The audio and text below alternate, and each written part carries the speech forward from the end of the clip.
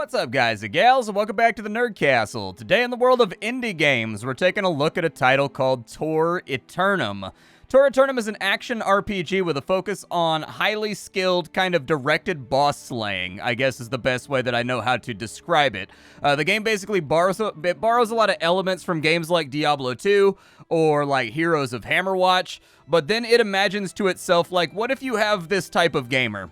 And this type of gamer wants to participate in like raid-style MMO content, but that player doesn't have time to raid like 3 hours a night, 5 days a week, which I'll be honest with you, is a major problem for me too. Like, I'm a grown-ass man. I've got responsibilities. I've got things to take care of. The fact of the matter is, I just can't afford to sit around raiding 3 hours a night like I could when I was 20 years old. That's where a game like Tor Eternum is going to saddle on up to the bar top, and it's going to order a drink. This game is basically a very, very short dungeon crawler, so there's usually about 1 minute of dungeon crawling, and then you get to a boss. And it's got a number of characters that all control very, very similarly to Heroes of Hammerwatch, if you've ever played that before. Top-down perspective, very, very hack and slash. The entire game is entirely procedural, actually. Like, there's not a whole lot of aspects of the game that are not procedural. Like, the character development is, but the dungeon is procedural, the loot is procedural, the bosses are procedural, and the ultimate point of the game is to get through that 1 minute of dungeon crawling to get to the boss. The boss is randomly generated. He has all kinds of different abilities that can combine together in very, very odd ways, and you've got to slay that boss in order to make some money, get some XP, get Diablo-style loot, outfit your character, and then do it again on another more difficult floor of the dungeon. Now, this video comes with caveats because I wasn't quite sure if I wanted to cover the game. The reason for that is not due to any lacking quality of the game itself. The game is complete, but the developer is still working on it, and it's one guy. A developer who professes that he plays this game as much as he works on it with development or whatever else. So that's a really, really good sign. And he has been patching every single day since the game came out, with only 1 or 2 days off on the in-between. So obviously he's focused. Obviously, he's motivated. Obviously, he's working very, very hard on the game. The reason why I sort of balked and kind of sat there trying to decide whether or not I was going to cover it is because I think it's a really good idea for a game. In fact, I think it has a really solid opportunity of capturing a niche. The issue is, the game is meant to be played in a group. And unfortunately, getting a group in this game is actually kind of difficult. If you take a look at Steam charts for Tor Eternum, at peak hours, it basically has 10 to 20 people playing it. And during the rest of the day, it's 7 or 8 people. So just to make sure everybody watching this video is fully appraised, I think that the game is promising, and it sounds like there's more content coming from the dev. But that having been said, you may have a lot of trouble putting a group together. So this is going to be one of those games that if you actually want to play it in its intended format, you're going to need to go in with 4 or 5 friends. You can actually have up to 10 people in the game. That's why I said it's kind of like a very lightweight action RPG, MMO RPG, raid simulator almost. Is because you can play with up to 10 people, and the dungeon will scale for that, and the bosses do get harder and harder and more sophisticated. You can also play by yourself. It's not nearly as interesting. We're going to be doing solo gameplay here today. I may make an edit at the end of the video just to see if maybe I can pick up a group, because I waited all day to record this till peak hours, so that maybe I can jump in on some actual formalized gameplay with tanks and healers and everything else, but no promises. As of right now, I'd probably only jump into this game if you have a number of friends that are willing to buy it with you and play with you, because the matchmaking is perfectly fine. There's just not that many people playing right now. So Tor Eternum. This is the starting area. This is basically the hub that you're going to be in between every single quote-unquote raid. There's a number of tabs up here at the top. You can exit the game. There's a number of settings. There's not very much in there, but they do support full rebinding of keys just in case you don't like the defaults for your abilities. There's a tavern. Inside this tavern, I have a bunch of different... Well, I have 2 characters that I've played so far. I've played for about 2.5 hours, and I've gotten a rogue up to level 8, and I've gotten a warlock up to level 6. I'm going to alternate on these so that you can see what both the gameplays look like. The rogue is obviously melee DPS. The warlock is range DPS. As of right now, the game has 5 classes. It has a knight, There's obviously the tank. It has a priestess who is the designated healer. It has the rogue and the warlock, and a 5th character just dropped called the summoner, which does exactly what it sounds like. She summons things and basically overwhelms the enemy with hordes of little summoned goblins and things of that nature. There are plans to have more classes put on into the game, and in fact, the summoner is a new class that's already been put in. And so anyways, you can take a look at the various classes right here. There's the knight, there's the priestess, there's the rogue, there's the warlock, and there is the summoner. And obviously the game has very, very pretty pixel art, and that maintains all the way into the game. The game actually looks pretty good. Every single character will have 5 gear slots. You have a weapon, you have an armor, you have a cloak, basically. What it's supposed to be is it's supposed to be like weapon, armor, trinket, amulet, and ring or something like that. But anyways, this is all procedurally generated. These are all dropped by bosses that I killed by just running them down. You never know quite what stats you're going to get on here, and what I think the game does very, very well is that it allows you to theory craft and basically create builds. Every single character has a talent tree.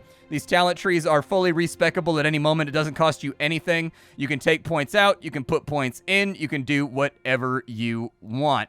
Doesn't really matter. On top of that, when you get to level 25, you get to go to the Paragon talent page. Unfortunately, the Paragon talent page, I can't look at it because you can't look at it until you're level 25. But I have seen other characters in matchmaking who randomly jumped into my lobby that were level 50 and then left. And so I'm thinking that level 50 is around where the level cap is, but I can't say that with any sense of finality. You have a blacksmith over here. That's where you use the money you get out of dungeons to buy weapons of varying ranks. They are completely and totally randomized. There's no way to select what you're going to get. You just kind of pay your money, you roll the dice, and you hope for the best. There is a similar crafter for every single one of these, and in fact, I think they could limit these tabs down a lot by just making one button for crafting gear, and then this window would come down, and it would have all the icons for the different buildings, and then you can click on them. You can click on the buildings right here, too, if you've played the game a lot, and you've, memorized what buildings go with what. There is one building over here that is not interactable yet, so I'm assuming that's future content. But anyways, you can click on all the buildings out here, but I do think they could condense all these menus and tabs at the top of the screen down to probably into just one menu with a house on it. You click on that and it's got a list of all the buildings right here with a little icon. You click on the tile you want, it takes you to the building. Maybe. We've also got a jeweler, does the same thing as the blacksmith, but for rings. We've got the oddities, does the same thing, but for trinkets and relics. We have the bank, which is where you can do currency conversion. I don't know if the currency conversion matters. It sort of feels like this building would be unnecessary, and the currency should just automatically convert and do all that. I'm not sure. This might be building towards something. I'm not super sure why the currency exchange is here. I have noticed that higher level dungeons do cost silver, and it seems like an odd choice to make the player manually convert all their currency around rather than just doing it automatically in the sidebar over here. But I'm not going to comment too much on it because the developer may have some kind of genius strategy to kind of gamify that or something, and I'm just unaware of it. So I'm sitting here scratching my head being I don't know, this seems a little bit odd. We've also got ourselves what is this right here? The Hall of Heroes. Tells you how far you are into your character's personal quest. There is a little bit of narrative. There's not a ton, but the characters do have storyline quests that kind of tell you why they're here diving into this tower. The thief is trying to get the ultimate score and steal basically treasure. The warlock is here to kill the demon that lives at the top of it and take his power and become the new demon. I haven't really played the knight or any of the other characters yet, so I don't know what their motives are for being here, but this is kind of tracking your progress in the main storyline quest. Let's go ahead and we will do a dungeon. I'm going to go ahead and throw down and see if it throws me in a lobby. It did not. Currently, I'm kind of on I guess I'm on floor 17. We'll go floor 16 just to keep it a little bit more interesting. These are all the abilities that the boss has right here. They're going to be mixed in randomly while you're fighting him, and you're going to have to figure out the strategy for avoiding these or nullifying these or just tanking them. It's up to you. There's a level 16 right there. Somebody jumped in. All right. The downside here is there's no way. I don't know if you can type. Let's see what happens. I said hello. But anyways, people in the lobby, the few times that I've gotten a lobby with other people. Oh, it does work. Look at that right there. Okay. So anyways, what I would recommend is that when you're in the lobby, it should absolutely tell you what menu all the players are on so you can figure out whether or not they're AFK. because people in this game, like, report for AFK very, very quickly. So we just got to find our way to the boss. That's pretty much it, while avoiding... I guess I have a healer, so I can walk through the traps as much as I want. My character has a number of abilities. Basically, as I hit the enemy, I build up focus, and I use that focus to do a super hit that's on my right click. I can also drink a potion with my Q. I can dash around with my F key, and that's going to put a bleed on everything that I pass through. I can go invisible with R. Being invisible modifies a lot of your abilities and makes them, like, hit harder or do more interesting things. It's really up to you how you want to use that, and of course your spec is going to vary that around a little bit as well. And then you get other abilities that are linked to the equipment that you have on.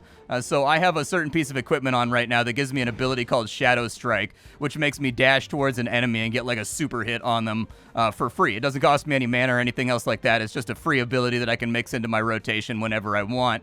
Now you might be curious why she's moving so fast inside of here. It's because the entire game has a time attack element to it. If you take a look in the bottom left-hand corner of the screen, there's a little green bar right here. That's how much time you have to complete the dungeon. And while it's not particularly tight or difficult to hit, if you die a lot, every time you resurrect, it deducts from the time meter, and so it really only takes a couple of deaths to really detract from an overall run. And you want to score a good time, because if you don't, you miss out on loot. So here's our boss right here. I have no idea what he does.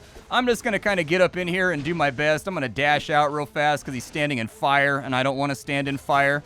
If there's one thing I know from raiding, it's that standing in fire makes you the enemy of, like, everybody. I'm going to go ahead and hit him with my big stabs right there. I have an ability on my talent tree right now that makes me move very, very quickly after I hit him with my big strike. Obviously, his big blue balls are bouncing all over the arena right now just to add insult to injury. But my healer's keeping me topped off. Things are looking pretty good. And so I'll probably try... Let me dash through right there and then dash back just to get some dots on him. I need to get out of that AoE too. And as soon as my power is full, we're going to dash in. We're going to hit him. 3 big nuke hits right there. You can see his HP bar just kind of melting away. I'm going to go ahead and run on through right there just to keep the dot up on him. You can tell how long the duration is because he'll stop bleeding when it's all over. And then we'll just kind of finish him off right there, and out he goes. One big change that I think the game should make is that as of right now, you dash towards your cursor. Instead, it should be toggleable. I like to have my dash set up so that I dash towards the direction that I'm holding on the keyboard, not on my mouse. So anyways, our reward for that mission was 221 XP. We got 202 copper coins, and then we got a sapphire ring of the Secure Lord. Looks good. We got carried a little bit right there by the priestess, but we can give it another run. There's no biggie. Like, this is the first time I've been able to play with somebody. I've been playing the game for like 3 hours now, and this is like the first time I've actually had somebody that's lobbied up with me that's like ready to roll and doesn't kick me instantly because they're like way higher level or like way lower level. And so, you know, let's kind of like roll with this and see where it goes, because with a pocket healer on us, it's going to make this whole thing a lot easier. We'll probably do like 1 or 2 more dungeons. I'll probably knock 1 more out as the rogue, and then I'll show you some Warlock gameplay. After we do the Warlock gameplay, I'll give you kind of my condensed thoughts about the game and where I hope things are going. The developer does have a roadmap that's kind of like publicly available. You can go look at it like right now if you wanted to. He's posted it on Steam. Apparently, this priest is like waiting for it. Hold on, I'm getting my nickels. I'm a loot hound. I can't help it. They should definitely add a bonus to like the dungeon for destroying all the containers and whatnot. Just like, you know, a little bit of bonus XP or whatever. Oh, I don't have enough energy. There we go. I'll finish him off right there. He is now down. We'll continue following the priestess and just kind of seeing where she goes. I can't teleport over there because I need energy to teleport. Otherwise, I'm going to get stuck over there. So I'm not going to go over there, since my energy kind of like goes downwards a lot. Oh, never mind. We don't need to teleport. Very nice. Okay. Let's go ahead and whack this guy right here. We'll dot up all the rats. There we go. She's already knocked open the chest and grabbed all the nickels, so that's nice. Our little shekel pile should get a little bit larger. Let's go ahead up and over the top, and we'll see if we can find our way to the boss. My first observation is there's not a lot of variation in the tile sets. You really got to get those in, and there's only a couple of different boss graphics. So if you're playing like randomized dungeons and not storyline dungeons, the boss is basically a recolored demon every single time that just has wildly different abilities. That'll bother some people. It won't bother other people. It does bother me. me. And so I'm hoping they get some more sprites in for the bosses, because I've killed this demon guy here about 150 times, and like, yeah, he has a completely, totally different moveset every single time that I fight him. But at the same time, you know, ow. Okay, yeah, that was kind of unpleasant. Am I on fire right now? Dude, I think I've got like lava feet, dude. I got lava stompies right now. My man gave me the heat hoof. Since I have a healer, I'm just going to keep standing in the red stuff because it looks like she's just powering through anyways. So why worry about it? I'm going to try to move my character over to here so you can kind of see what I'm doing. Whoa, that was a big explosion. Don't know what that was. I can't really go into stealth because any damage takes you out of stealth. And so I'd rather not deal with that. I'm going to try to peel some of these little minions off my healer real fast. I'm not a tank, so I don't really have a whole lot of aggro control. Yeah, I'll probably avoid getting hit by some stuff too. That's probably like what a decent player would do. We're going to kind of stay away from that. He giant fireballed my healer. I'm going to watch out for the little fireballs that are flying around all over the place just to make her life a little bit easier. Build up some energy, get him with a big stab right there, dodge across to get away from the fireballs, and sort of stay away from them. If you're playing with 4 or 5 people, the battles get very, very, very intense. They are much more crazy than what you're looking at right now. The thing is, we only really have 2 people, and so that's going to kind of limit how crazy the boss scales. However, I did take the time to go on YouTube and try to track down some footage of somebody playing with a full 10-man group, and it did look absolutely, like, super fun. It's just that your chances of getting a 10-man group as a new player, pretty slim and limited from my last 2 or 3 hour experience. Just my observation of how things went. But we got through the dungeon right there, and it looks like we got ourselves a new knife. We're getting some storyline exposition. We're getting some copper coins, some XP, and we've unlocked a new floor of the tower. We'll go ahead and dip on out real fast so that we don't leave the healer waiting. We'll let her move on to a different lobby so that she can get going. But let's do some of our loot moving around here, and we'll talk about some of the stuff you can do with the loot. So we got this new dagger right here. It's got 34 power. Power is basically just like the eye level. Basically, like, power does everything. It raises how hard you hit, it raises your health, so on and so forth. This also gives us health regeneration, and it gives us mastery, which makes our right-click hit a lot harder. And then it's got a unique thing on it that makes it so that sometimes it resets the cooldown on our health potion while we're attacking. And so that's actually pretty good.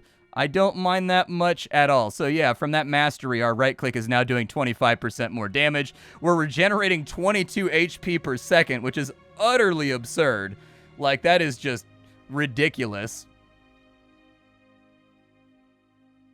Our HP went up pretty considerably too, and so, like, I'm fairly happy with it. From this menu right here, you can sell off extra equipment that you don't want. There's not really any confirmation sound effect or whatever. I would recommend they change this graphic around a little bit, that, like, when you're holding down F to destroy stuff, it vibrates and cracks come in from the edges of the tile, and then it shatters, and you hear, like, a clinking of coins, basically, just to make it a little bit more satisfying, because right now the feedback, I think, leaves a lot to be desired. I did get a new ring, too, a rank 16 ring. Yeah, that's quite a bit better than what I have.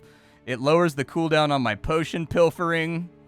It gives us 61 protection, which is basically damage mitigation. Yeah, I'll take it. That bumped my HP up almost to 1,000. And it'll probably make me hit quite a bit harder, too, with those 2 upgrades.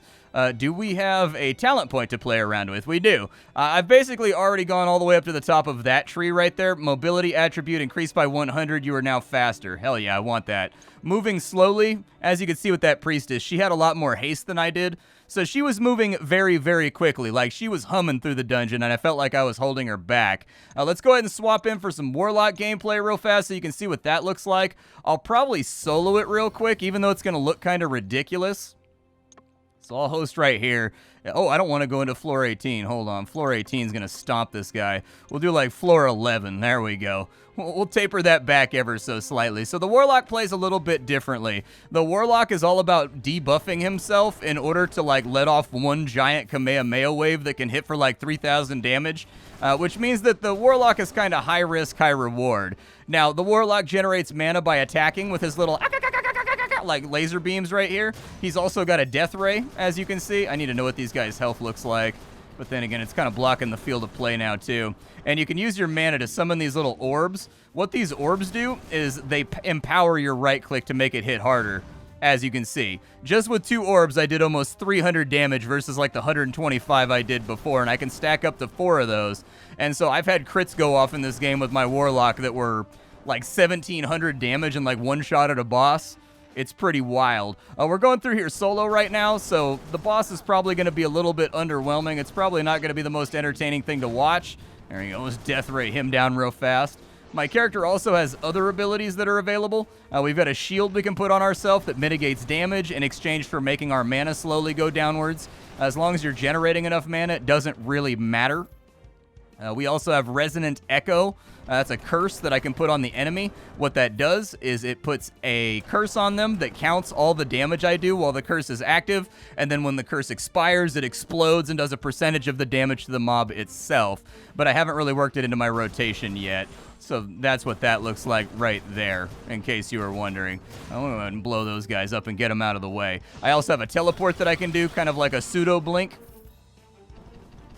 I hate these mobs, and I'm going to tell you why I hate these mobs. These mobs shoot fireballs. The thing is, the fireballs track you and they can turn around, but if there was walls in this room, the fireballs also go through a wall. So if you've got like a mob that's in like a twisting corridor that goes back and forth like serpentine style, there's basically no way to dodge those or get away from them, and they do a huge amount of damage. And so based on the procedural generation, you can really get hosed by a couple of those imps with their heat-seeking fireballs that pass through walls and like never seem to expire. As you can see, I hate those mobs and I hate those fireballs, and I mean that in the nicest possible way. I'm pick up a few more coins over here, and we've got some little ratty boys over here. Oh, that guy's moving. Yeah, that's horrifying. Okay, yeah, I hate everything about that. Nuke him! There we go. That solved the problem. I will say that playing the Warlock does feel very satisfying. All of the movement in this game feels pretty good. All of the attack triggers feel pretty good. I haven't ever felt like anything felt clunky. It all felt pretty good to me from the 2 characters that I've played for about 3 hours, 2 hours so far. As far as I can tell, the game doesn't have a huge amount of divergence in the soundtrack. I feel like I hear the same music a lot while I'm playing this game for the last couple hours. And so anyways, my guess is it's only got like 1 or 2 tracks. The dungeons are not incredibly interesting. In my opinion, I think the dungeon portion should actually be like 2 to 3 times longer, and there should be mini bosses like every third of the dungeon, culminating on the final one, so that you get 2 or 3 pieces of loot every single run. Because for me, the big draw to an action RPG is like the loot and the money exploding everywhere. Like when you're killing stuff and destroying things, and losing that, I think, does diminish the dopamine. However, it's such a minor complaint because the dungeon runs are so ridiculously fast that, like, who cares, you know what I mean? Like, I can breeze through a dungeon and bushwhack the boss pretty rapidly. Oh, he's got the little linear fireballs, huh? Ow, okay. Yeah, I don't want to get hit by that. So I've got 4 balls ready to go right now. So what we want to do is we want to put that curse on him. We want to hit him hard. We want to get our mana back up. And then we got to get a few more orbs running. We got a few more ratties right there. Oh, he cursed me back. I don't know what kind of curse he put on me. Oh, it's some kind of time bomb curse. Rough. Where's his HP at? He's at half HP right now. All right, nuke him. There we go. Big old grip of damage. I'm going to put my energy shield up while I'm just normal DPSing here. Oh, he's shooting purple balls at me now, huh? He likes the purpley-wurpley ball. All right, build up a few more orbs, and good night, Buttercup. Down he goes. I do think that the ending of the levels is a little bit abrupt. My recommendation to the developer is that he look at how bosses die in Streets of Rage 2. And I know that that's a weird correlation to draw, but the reason why is, in Streets of Rage 2, whoever lands the last hit, the game goes into slow motion for a second, and, you know, the enemy kind of, like, bounces across the screen and is just like, "Whoa!" I would recommend doing something like that. Zoom in, slow motion. The boss has another sprite, which is him just, like, screaming in agony. Maybe little light beams come out of his chest. You get, like, a boom, boom, boom, boom, boom, boom, boom, boom, boom. He blows up, and then all of a sudden, like, either a brick wall comes up from the bottom to the top as a transition back into town. But as it stands right now, that transition is very, very rough in between the boss kill and going back to town. And so for quality purposes, it's not that important, but it does make the game look and feel better. And I'm a firm believer that, like, the tactile aspects of a game that most players don't even consider, they just subconsciously feel it as they play the game, are the most important part. And from how good the buttons and whatnot feel in this game, I get the feeling that the developer knows what he's doing, because like the buttons and the tabs and everything feel nice in the UI while you're moving through and like interacting with things. And so anyways, that is the game. We've pretty much encompassed it. You just keep going into harder and harder and harder floors. I don't know what the maximum floor is. I tried to kind of like pan and scan around on the Steam forums and run around for a little bit to figure out what the cap might be, but I don't know. Unfortunately, I didn't come back with that information for you. Go ahead. I'm going to go ahead and give you sort of my condensed thoughts now, because you've seen the gameplay. We did, luckily, I mean, I got a group member, and I'm actually very, very happy for that we got a group member. But the game is meant to be played with 5 to 10 players, and so anyways. Unfortunately, I haven't really gotten to see that part of the game. So at the end of the video, I'm going to say this. I don't think that Tor Eternum is a bad game. Like, I definitely think it still needs more work. It needs more dungeon biomes, it needs more boss sprites, it needs more doodads and random decorations to break the dungeons apart and, like, get rid of the repetitious nature of the run-up to those areas. But those are all things that can be, like, fixed. Instead, the real problem that this game has is a very, very small community. Because, like, from what I could tell, where the game shines the best is in very large-scale group content. And it's tough to see the full offerings of what the game has going on for it for most players, including myself, unless you come in packing 4 or 5 friends that are ready to play the game with you, because the matchmaking just doesn't cut it. Like, the matchmaking is fine. When it finds somebody, it puts you with it, but there's, like, nobody playing the game. My experience in the 2 or 3 hours that I played was that getting a group was more or less, like, not gonna happen if that number was higher than 2. You know, I got lucky once or twice with another player, and then one time it dropped me into a 5-man level 50 group, which I promptly got kicked from, fair enough. But other than that, nobody's really joined or been hosting. It's a shame, because the game's in a bad spot, because it needs players to be good, but it's hard to convince people to jump in and risk ending up playing alone by themselves in order to bolster up the player count to a workable level. And so, like, I really think this game is kind of in between a rock and a hard place. In the end, I decided to feature the game based on its mechanical merits, which I think do have value. Like, this is an interesting title that's targeting a niche that I don't think I've ever seen serviced before. MMO raiders that don't really have 15 hours a week to sit in dungeons, repeat pulling and wiping, and they've condensed that experience actually down into like 15, 20-minute rounds, which I like. I'll admit I'm compelled by the idea a little bit selfishly, because I've been locked out of raiding by my professional and kind of personal responsibilities. I just can't do it anymore. I enjoyed playing Tor Eternum by myself, but like how long that's going to continue, I don't really know.